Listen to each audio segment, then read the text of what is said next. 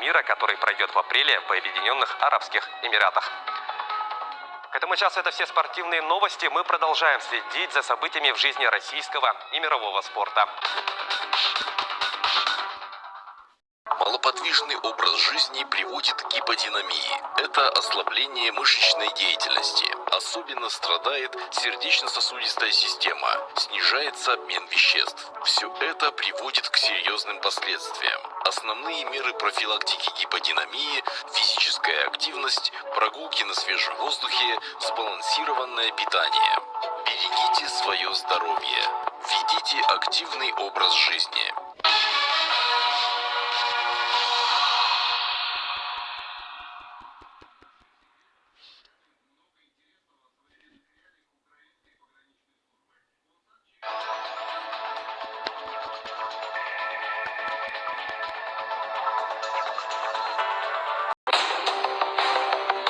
Каждое событие имеет причины и последствия. У каждого преступления есть имя и фамилия.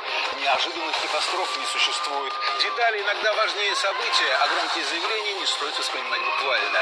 Есть дешевые ценности, есть просроченные новости, а самое важное, иногда никто не замечает. И наша с вами задача проста: понять, что, собственно, происходит с точки зрения нормального человека.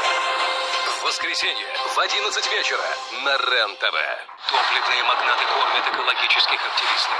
Пищевые гиганты душат сельское хозяйство. Кто стоит за этим? Тираны, гении или новые герои? Мы откроем все тайны. Тайны Чапман. По будням в 17:00 на РЕН-ТВ.